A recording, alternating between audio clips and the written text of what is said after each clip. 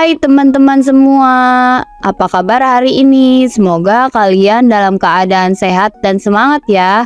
Perkenalkan, nama saya Dewi Sri Wayuningsih dan hari ini saya akan mengajak kalian untuk menyelami dunia yang sangat dekat dengan kehidupan kita sehari-hari.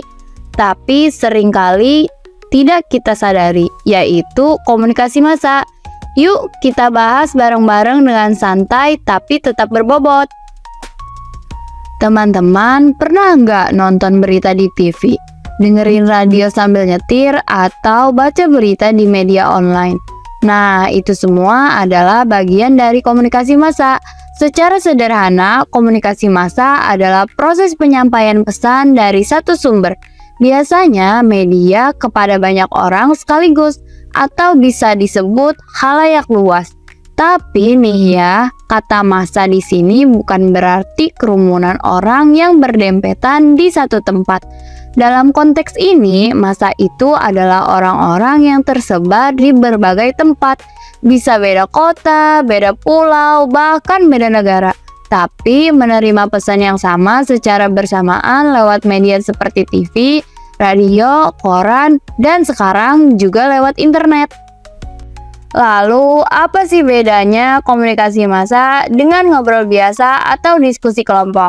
Yang pertama, komunikasi massa itu satu arah. Jadi, si komunikator, misalnya jurnalis di TV, menyampaikan pesan ke penonton tanpa tahu siapa yang nonton dan gimana reaksinya secara langsung.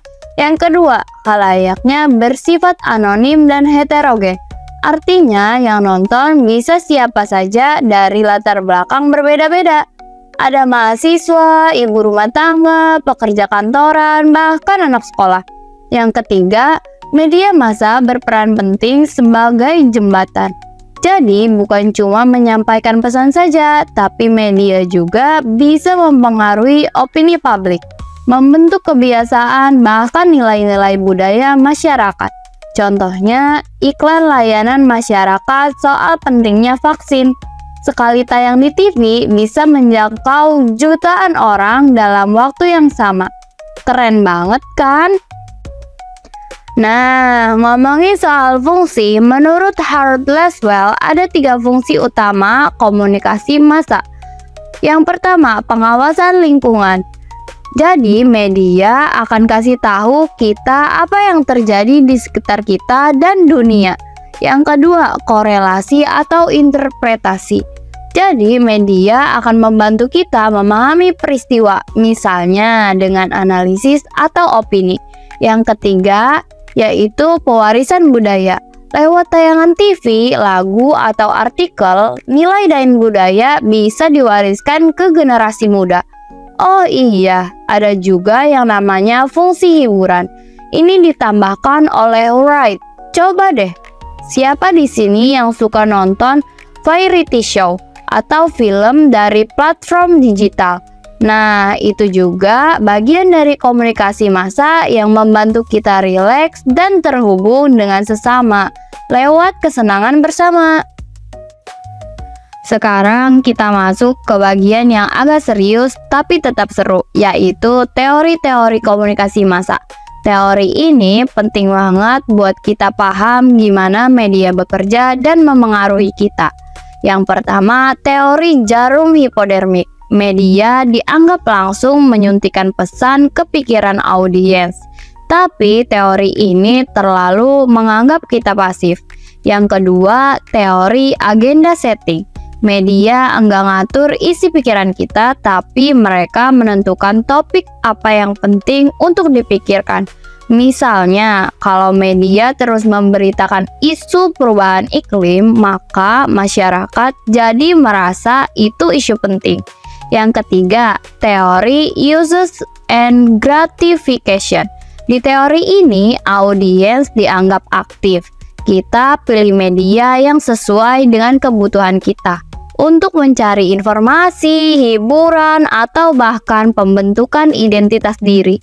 Yang keempat, teori kultivasi. Teori ini bilang semakin lama kita terpapar media, semakin kita membentuk persepsi tentang realitas sesuai dengan tayangan itu. Contoh, kalau sering nonton berita kriminal, kita bisa jadi merasa dunia lebih berbahaya dari kenyataannya. Nah, dari teori-teori ini, kita jadi tahu ternyata hubungan antara media dan kita tuh kompleks. Nggak sesimpel lihat lalu percaya. Teman-teman, sadar nggak sekarang kita bukan cuma penonton atau pembaca. Kita juga bisa jadi komunikator lewat TikTok, Instagram, YouTube. Siapapun bisa bikin konten dan menyebarkannya ke ribuan orang. Inilah yang disebut sebagai transformasi digital dalam komunikasi massa. Batas antara produsen dan konsumen konten jadi kabur. Tapi ingat ya, kemudahan ini juga datang dengan tantangan besar. Misalnya, penyebaran hoaks yang cepat, informasi palsu yang viral, dan polarisasi karena algoritma media sosial. Karena itu, kita butuh yang namanya literasi media, kemampuan untuk berpikir kritis, menyaring informasi, dan jadi pengguna media yang bijak.